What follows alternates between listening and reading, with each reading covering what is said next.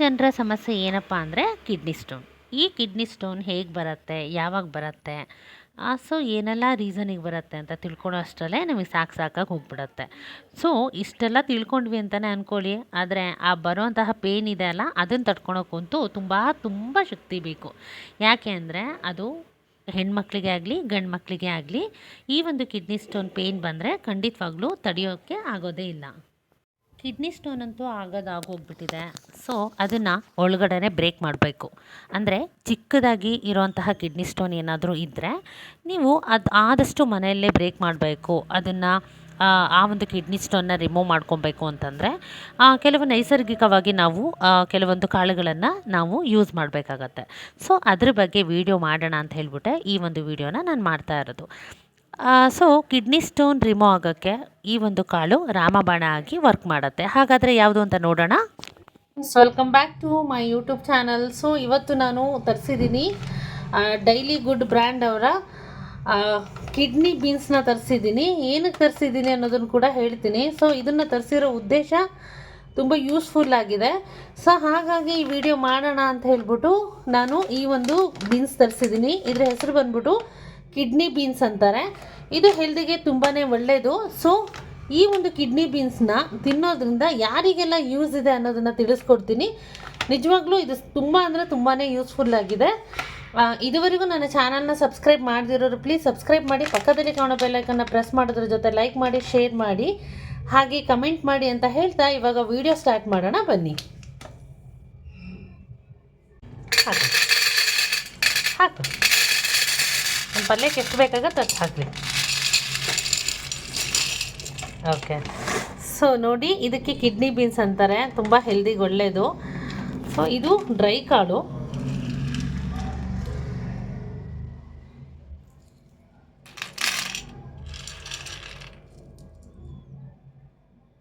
ಇದು dry ಕಾಳಾಗಿದೆ. So ಹಾಗೆ ಇದು ಬಂದ್ಬಿಟ್ಟು ಒಂಥರ ರೆಡ್ ಬ್ರೌನ್ ಕಲರಲ್ಲಿರುತ್ತೆ. ಇದು ಇವಾಗ ಹೇಗೆ ಇದನ್ನು ಪಲ್ಯ ಮಾಡೋದು ಅಂತ ತೋರಿಸ್ತೀನಿ. ಸುಮಾರು ಜನ ಇವಾಗ ನಾನು ಒಂದು ಸ್ಟೀಲ್ ಪಾತ್ರೆ ತೊಗೊಂಡಿದ್ದೀನಿ. ಇವಾಗ ಅದಕ್ಕೆ ನೀರು ಹಾಕ್ತೀನಿ. ಓಕೆ,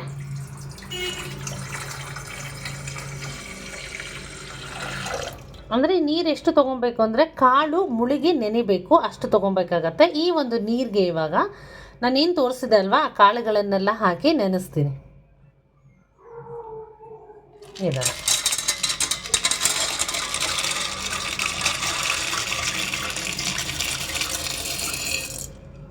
ಓಕೆ, ಇದಕ್ಕೆ ಇನ್ನೊಂದು ಸ್ವಲ್ಪ ನೀರು ಬೇಕಾಗಬಹುದು.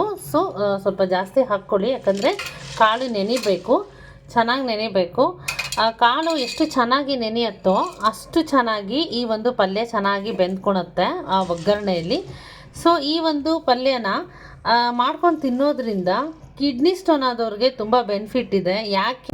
ವಿಟಮಿನ್ ಬಿ ಅಂಶ ಹೆಚ್ಚಾಗಿದೆ. ಈ ಒಂದು ಕಾಳಿನಲ್ಲಿ ದೈಹಿಕವಾಗಿ ಹಾಗೂ ಮಾನಸಿಕವಾಗಿ ಆರೋಗ್ಯವನ್ನು ಹೆಚ್ಚು ಮಾಡುತ್ತೆ. ಅಷ್ಟೇ ಅಲ್ಲದೆ ಮೈಕ್ರೋ ನ್ಯೂಟ್ರಿಯೆಂಟ್ ಮತ್ತು ಫೈಬರ್ ಅಂಶ ಜಾಸ್ತಿ ಇರೋದರಿಂದ ಪ್ರೋಟೀನನ್ನು ಹೆಚ್ಚು ಮಾಡಿ ಇದು ದೇಹದಲ್ಲಿ ಹೆಚ್ಚಿನ ಒಂದು ಶಕ್ತಿಯನ್ನು ಉತ್ಪಾದನೆ ಮಾಡುತ್ತೆ.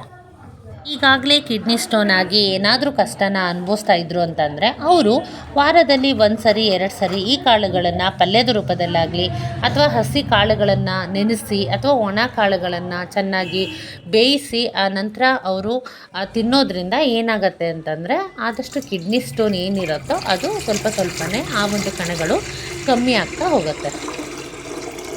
ಈ ಒಂದು ಕಾಳುಗಳು ಆಲ್ರೆಡಿ ಓವರ್ ನೈಟ್ ಚೆನ್ನಾಗಿ ನೆಂದಿದೆ. ಅಂದರೆ 1 ಡೇ ಫುಲ್ ಏನಾಗುತ್ತೆ ಅಂದರೆ 1 ನೈಟ್ ಏನಿರುತ್ತೋ ಚೆನ್ನಾಗಿ ಅದು ನೀರಲ್ಲಿ ನೆನೆಬೇಕಾಗತ್ತೆ. ನೆಕ್ಸ್ಟ್ ಡೇ ಏನು ಮಾಡಬೇಕು ಅಂತಂದರೆ ಈ ಒಂದು ಕಾಳುಗಳನ್ನೆಲ್ಲ ನೀಟಾಗಿ ಅದೇ ನೀರಲ್ಲಿ ವಾಶ್ ಮಾಡಿ ಆ ನಂತರ ನೀವು ಇದನ್ನು ಬಾಯ್ಲ್ ಮಾಡಬೇಕಾಗತ್ತೆ. ಹೇಗೆ ಅಂದರೆ ಚೆನ್ನಾಗಿ ಇದನ್ನು ಕುಚ್ಚು ಬಸಿಯೋದು ಅಂತ ಹೇಳ್ತಾರಲ್ಲ ಆ ಥರ ಚೆನ್ನಾಗಿ ಇದನ್ನು ಬಿಸಿನೀರಲ್ಲಿ ಬೇಯಿಸಬೇಕಾಗತ್ತೆ. ಇಲ್ಲ ಅಂತಂದರೆ ನೀವೇನಾದರೂ ಕುಕ್ಕರಲ್ಲಿ ವಿಷಲ್ ಹೊಡಿಸ್ತೀನಿ ಅಂತಂದರೆ ನೀವು ಆರಾಮಾಗಿ ವಿಷಲ್ ಕೂಡ ಹೊಡಿಸ್ಬೋದು. ಅಂದರೆ ಒಂದು ಎರಡು ವಿಷಲ್ ಹೊಡಿಸಿದ್ರೆ ಸಾಕು. ಸೊ ಈ ಕಾಳುಗಳು ನೀಟಾಗಿ ಬೆಂದ್ಕೊಂಡಿರುತ್ತೆ.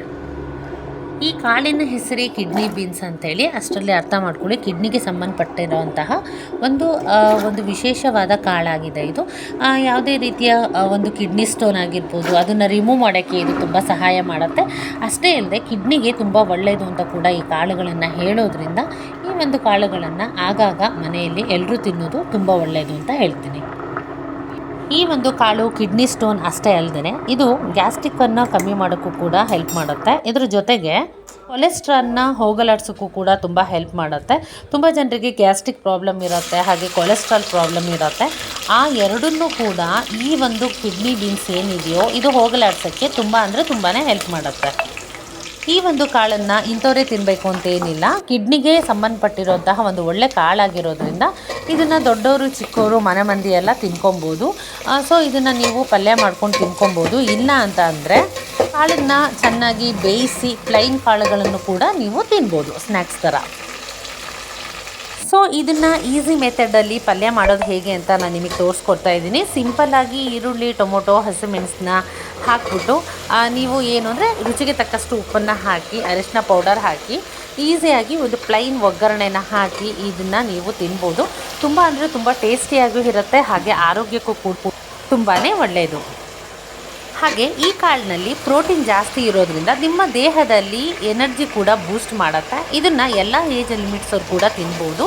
ಸೊ ಆರೋಗ್ಯಕ್ಕೆ ತುಂಬ ಅಂದರೆ ತುಂಬಾ ಒಳ್ಳೆಯದಿದೆ. ಹಾಗಾಗಿ ನಮ್ಮ ಮನೆಯಲ್ಲಿ ಆವಾಗವಾಗ ನಾವು ಮಾಡ್ಕೊಂಡು ತಿಂತಾ ಇರ್ತೀವಿ.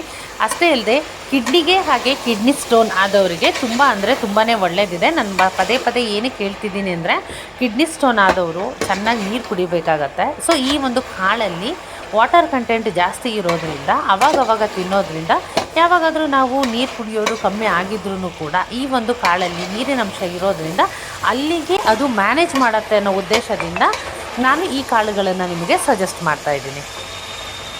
ಸೊ ಬಿಸಿ ಬಿಸಿಯಾದ ಪಲ್ಯ ರೆಡಿಯಾಗಿದೆ. ಇದನ್ನು ಒಂದು ಸರ್ವಿಂಗ್ ಬೌಲಿಗೆ ನಾವು ಸರ್ವ್ ಮಾಡ್ಕೊಬೇಕಾಗತ್ತೆ.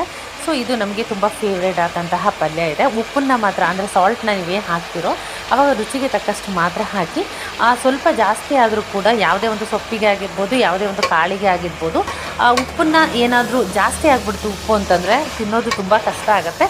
ಕಮ್ಮಿ ಇದ್ದರೆ ಆಮೇಲೆ ಹಾಕ್ಕೊಬೋದು, ಜಾಸ್ತಿ ಆಗಿಬಿಟ್ರೆ ಕಮ್ಮಿ ಮಾಡೋಕ್ಕಾಗಲ್ಲ. ಸೊ ಹಾಗಾಗಿ ನೀವು ಹಾಕಬೇಕಾದ್ರೇ ಸ್ವಲ್ಪ ನೋಡಿಕೊಂಡು ಕಾಳುಗಳಿಗಾಗಲಿ ಸೊಪ್ಪುಗಳಿಗಾಗಲಿ ಉಪ್ಪನ್ನು ನೋಡ್ಕೊಂಡು ಹಾಕಿ ಅಂತ ಪರ್ಸ್ನಲಾಗಿ ನಾನು ಸಜೆಸ್ಟ್ ಮಾಡ್ತಾಯಿದ್ದೀನಿ.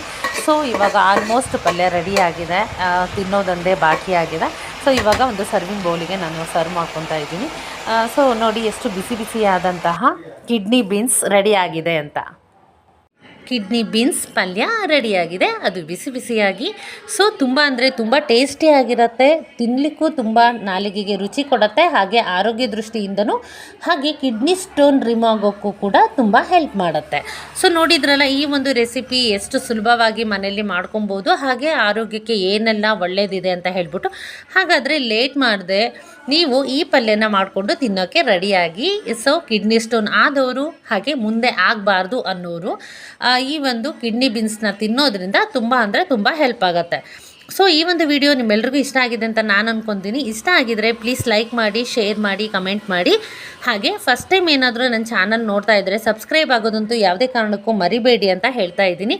ಸೊ ಇಷ್ಟು ದಿನ ನನಗೆ ಸಪೋರ್ಟ್ ಮಾಡಿ ನಿಮ್ಮ ಸಹಕಾರ ಕೊಟ್ಟಿದ್ದಕ್ಕೆ ಥ್ಯಾಂಕ್ ಯು ಸೋ ಮಚ್. ನಿಮ್ಮ ಸಪೋರ್ಟ್ ಸಹಕಾರ ನನ್ನ ಮೇಲೆ ಹಾಗೆ ನಾನು ಮಾಡುವಂತಹ ನನ್ನ ಎಲ್ಲ ಒಂದು ವೀಡಿಯೋಸ್ಗಳಿಗೂ ಸಪೋರ್ಟ್ ಮಾಡಿ ಅಂತ ಹೇಳ್ತಾ ವಿಡಿಯೋ ನೋಡಿದ್ದಕ್ಕಾಗಿ ಧನ್ಯವಾದಗಳು. Thank you so much. Love you all.